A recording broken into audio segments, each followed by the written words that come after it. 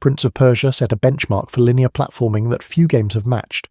The tight, structured traversal it introduced has largely given way to open-world parkour in franchises like Assassin's Creed. MOTORSLICE wants to bring that old format back.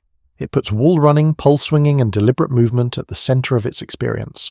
The question is whether a 2025 audience has the patience for it.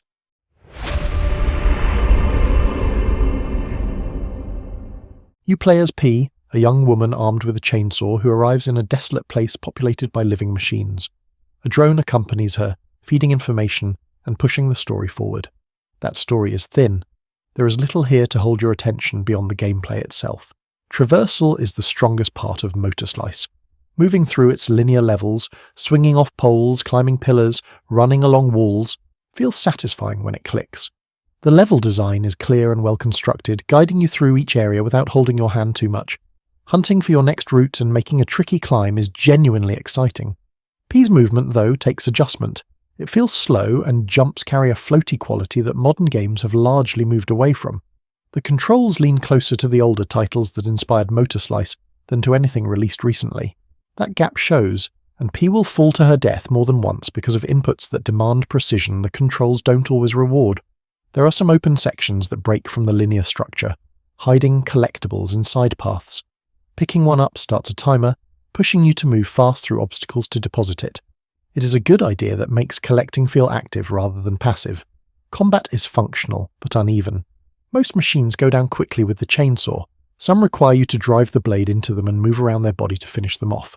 Others fire discs that you deflect and send back. The parry timing on these is tight and unforgiving, and deaths pile up fast, which gets tedious. The boss fights are the highlight. Taking clear cues from Shadow of the Colossus, each one has you climbing a huge machine, destroying orange panels as you go. These encounters are well designed and make good use of everything the game teaches you.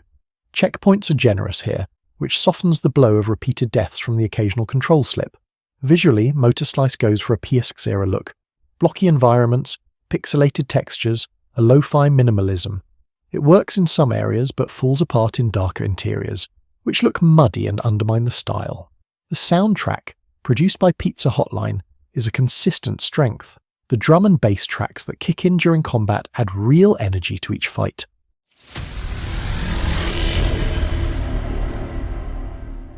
MOTORSLICE has genuine ideas and a clear love for the games it draws from. Its linear platforming levels are well built, and the boss fights are a highlight.